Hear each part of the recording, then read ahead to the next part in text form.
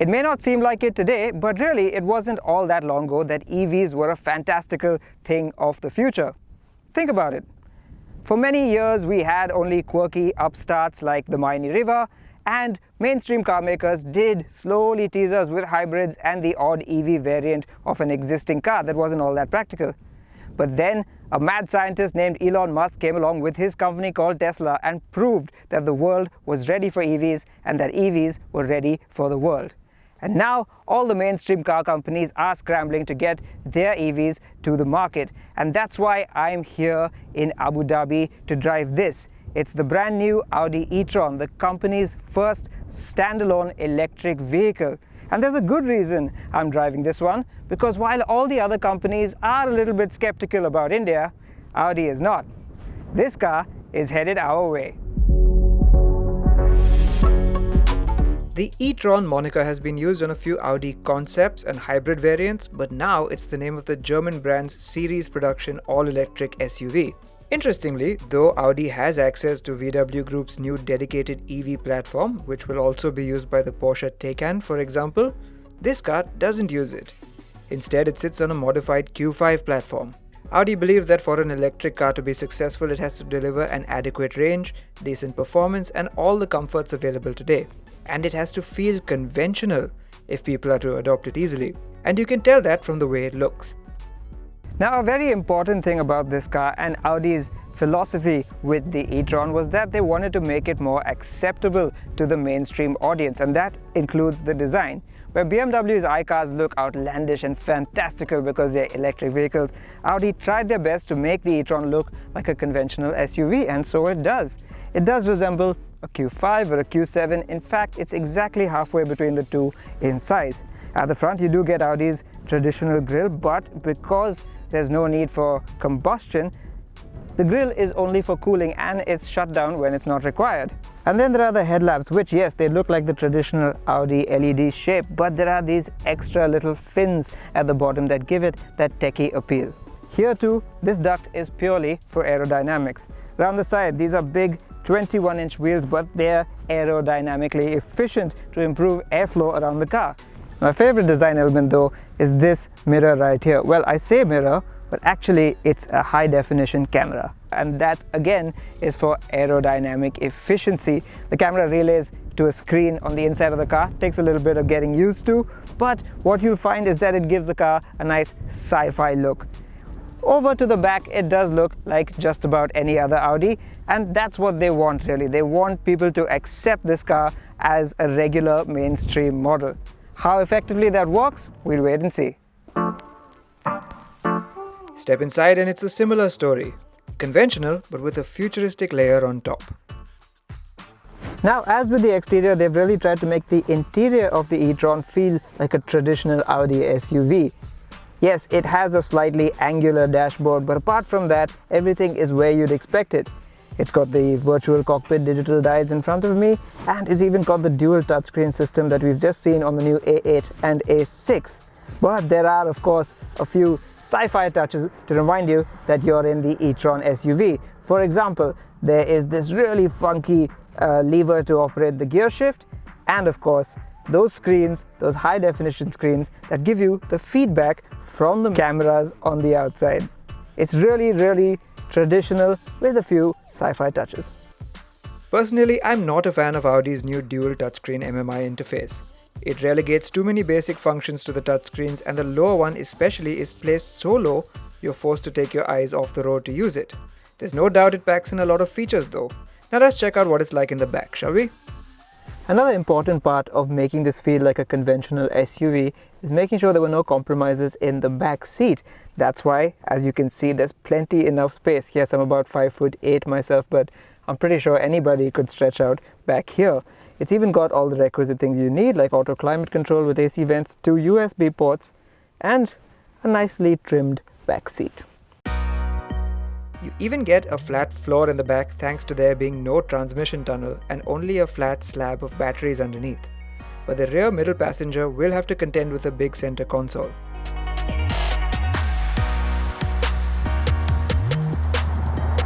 Time to get moving, and there's a lot to talk about, so where do I begin? With those new camera mirrors, of course. how do they work in practice? Well, let's just say it's a bit different. You keep looking towards where the mirror would be, only to find that the screen is lower down, and then you have to adjust your field of vision, which I still haven't gotten used to, but I suppose if you own one of these cars, that's only a matter of time. The screens themselves are very good. They're very high resolution, they're very high frame rate, so they give you an accurate depiction of what's going on behind you. It's just that they take a little bit of getting used to. The other thing that takes getting used to, as with all EVs, is the silence. It's just so eerie. In fact, Audi at low speeds has had to create an artificial sound which comes through the speakers just to remind you that you're moving. So yeah, it takes a little getting used to this car's electric idiosyncrasies, but once you get moving, it's just like driving any other Audi SUV. And because it feels like you're driving a regular SUV for the most part, you start to notice the other things that can only be unique to EVs, and the other possibilities that just weren't there with a combustion engine.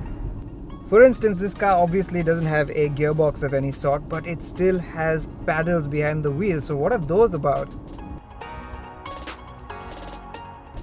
Well, they let you set the ferocity of the regenerative braking.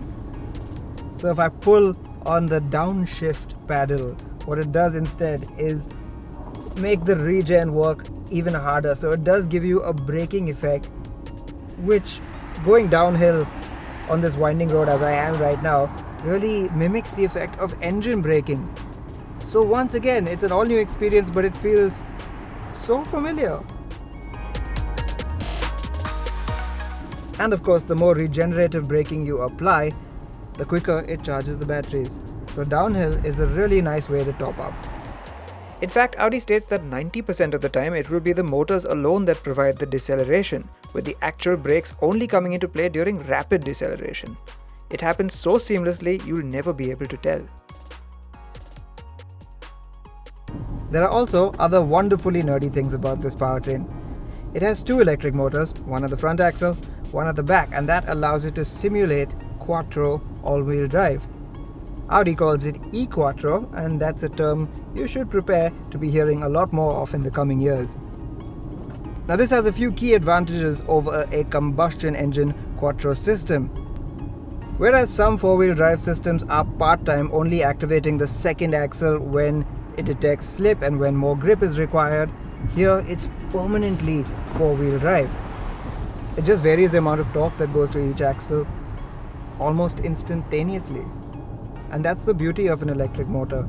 It's so variable and so controllable, it can react really quickly. Similarly, though there are just two motors, it can also variate the amount of torque going from the left side of the car to the right to each individual wheel.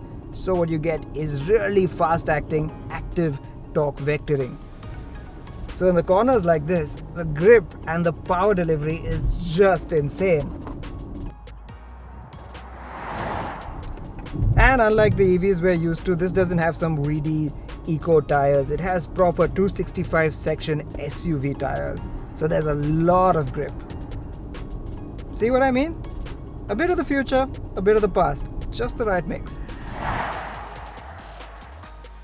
Now again, with the battery and the motors, Audi decided to not go with full-on acceleration, the maximum power output as they could manage, instead opting for a good mix between range and power. So what you get is a 95 kilowatt hour battery underneath the car, and the output of the motors in sport mode are up to 408 horsepower and 662 newton meters of torque, which is rather substantial. To put that in perspective, Audi's own RS5 Sports Coupe with its twin-turbo V6 has 450 horsepower and 600 newton meters. Now, of course, a lot of you must be wondering about range anxiety. Well, as per the WLTP cycle, which again is an ideal situation, much like our ARAI rated fuel economy numbers, this car is claimed to do 400 kilometers on a full charge.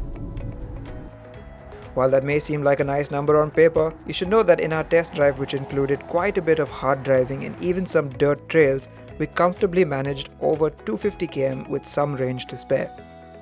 While that is certainly quite impressive, you gotta think about this as an everyday car. Sure, you can do your commute just fine, but if you wanted to drive, say, from Mumbai to Goa, you'd definitely have to stop for the night to charge up. So that's how far it will get you, but how quick will it get you there? Now, with all the batteries and the motors and all that, this car isn't exactly what you'd call light. It weighs 2.5 tons unladen. But like I said, it's got instantaneous torque and quite a substantial amount of it too. So how does that, with all the e-quattro and the torque vectoring, work around the corners? I'm going to put it into dynamic mode to find out. Instantaneous torque is something I will take a long time to get used to. Little bit of tire squeal there.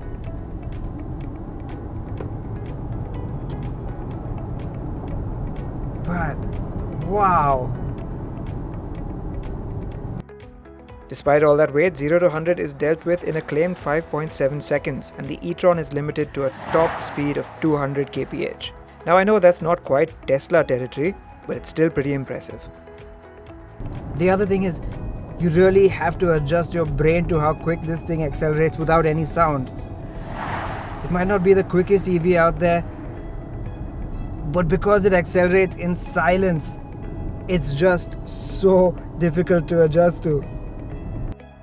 And while it handles quite tidily, the ride isn't too bad either.